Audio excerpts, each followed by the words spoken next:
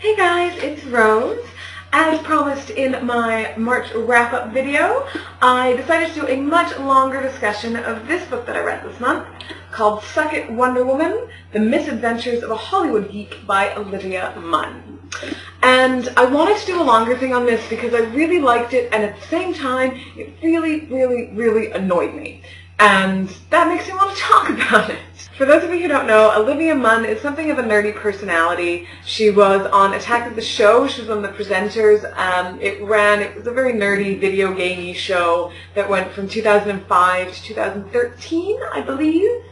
And they were always at Comic-Con with G4, and she did a whole bunch of skits and things that were with like geeky costumes and cosplay type stuff, and she's really funny and really fun. I've always kind of liked her, though I didn't know a whole lot about her, and that was one of the reasons that I picked up the book, because I thought, well, that'd be really cool to read. And the other reason, I'm not going to lie, is that I love very geeky things, and I really wanted to read about some nerdy stuff. And as you can tell from the cover of this book, it seems like it's a really nerdy book.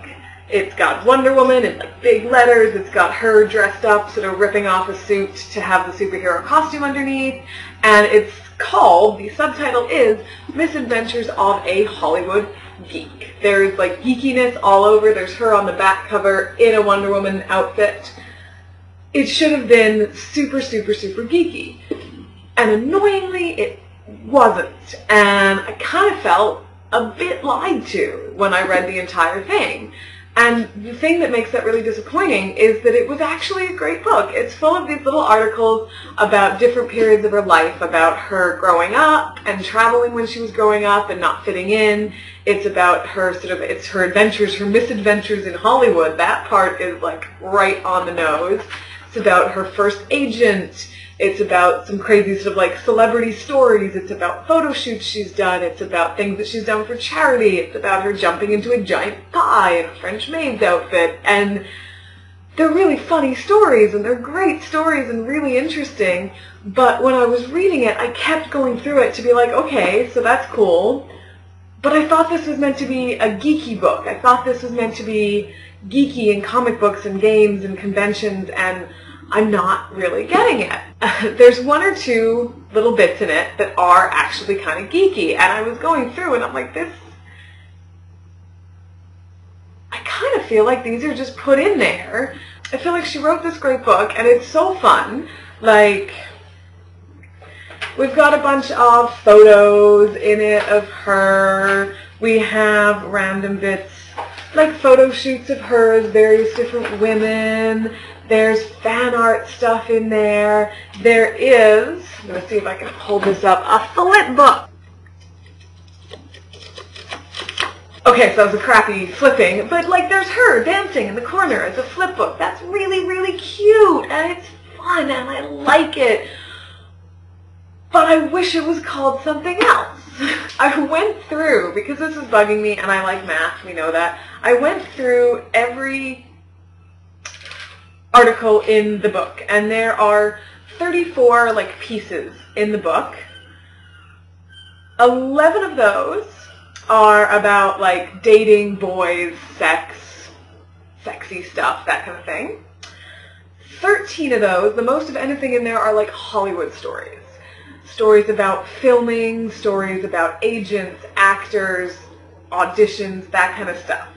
There's a bunch that are about her childhood, which was really cool. I like reading about that when you read a book that's like a collection about a person. That makes perfect sense. And then there are like 5 to 7 geeky bits, 2 of which aren't really about her. They're just like extra geeky things they put in. So there's a couple that like mention Comic-Con, or one that was mentioned, there's one about growing up and being a geek and traveling a lot and finding that the nerdy table is always very accepting. And so there's a few that are legitimately felt like they fit the title. And then there were some that felt just so frickin' forced. There's texts from Princess Leia, and there's geeky dates, which is just like a random list of dates during which the discoveries were made or people were born or whatever. And I couldn't help but feel Like, she wrote this great book about herself, and the marketing team were like, yeah, we'll do that, but you know what would make it sell better? Is if we made it like a geeky book, because geek is really in right now, and you're a bit of a geek, and you have a very geek target audience here, so let's like put that all over the cover. And then read through it, and they were like, oh crap, this really isn't very geek-centric, this is just like her and Hollywood and stuff. Yeah, let's throw in a couple extras. And then there's one at the end, which was one of the most fun ones, which is FAQs for a geek, which is things like, you know, who would you rather have on your side in a fight, and who's your favorite this, and which Teenage Mutant Ninja Turtle do you want to have come help you out with something. And it was fun, and that was really, really geeky stuff, and it was fun. But I also sort of felt that they added it in order to try to make it fit this demographic of geek girl, because that's a very popular one, and that's probably going to get people to pick it up, and that's going to get people to buy it. And it worked. I didn't buy it, I borrowed it, but if I had been at a bookstore and I did pick it up, and I am now talking about it to you because it's got this super geeky packaging. The box is very nerdy.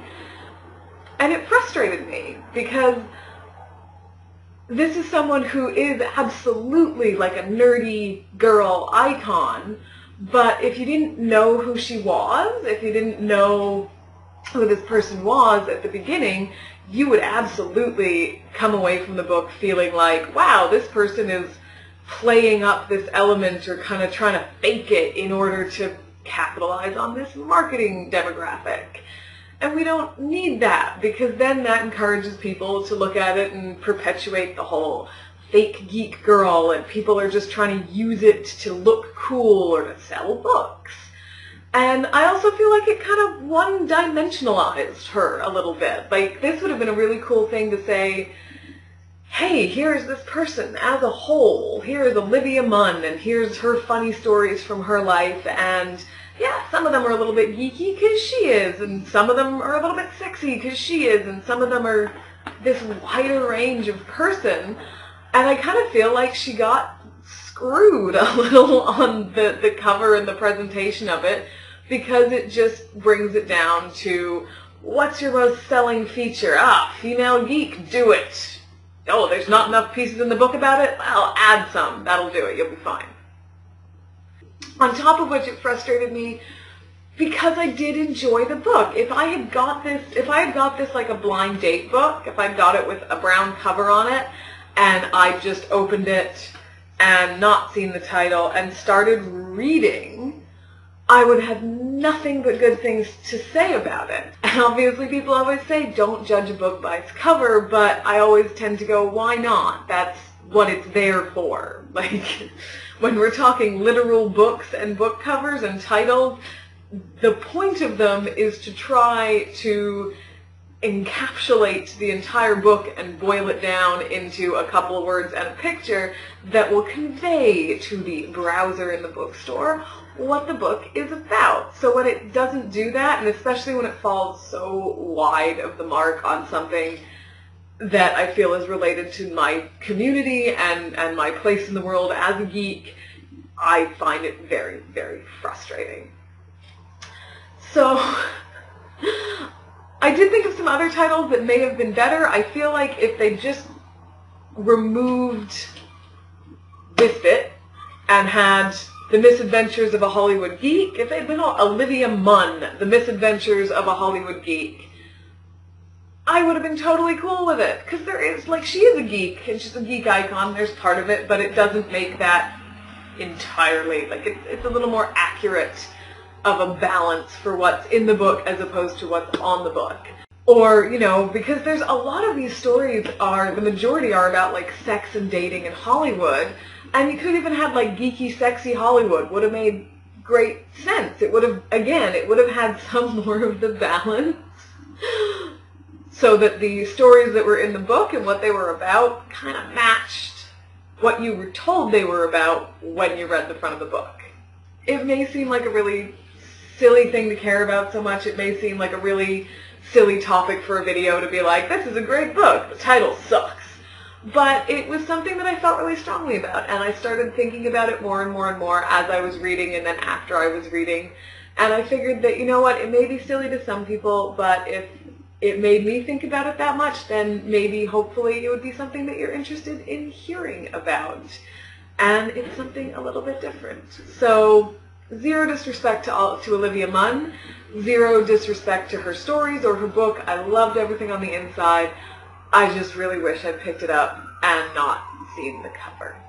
So that was my sort of rant/review of Suck It Wonder Woman, Misadventures of a Hollywood Geek by Olivia Munn. Hopefully maybe now if some of you read it, then you will know what you're getting a little more than if you just saw it on the shelf, and that will mean that you can appreciate it more because it is really funny. If you have already read it, I'd love to know what you thought about it, or if you've read it with a different cover. If there is a different cover, let me know, because I would like to see it. If you've read it, I would love to know how you felt about that by the time you got to the end. Or perhaps if you don't consider yourself very nerdy at all, if you felt like there was loads of nerdy stuff in it and you really loved that. I want to know. Tell me. Comment below. That's what it's there for. And I'm hoping to do more videos this month. I say this every video. It's basically my sign-off, which is ridiculous, but hey, I'll keep it for now. And I hopefully will see you soon. Have a great day.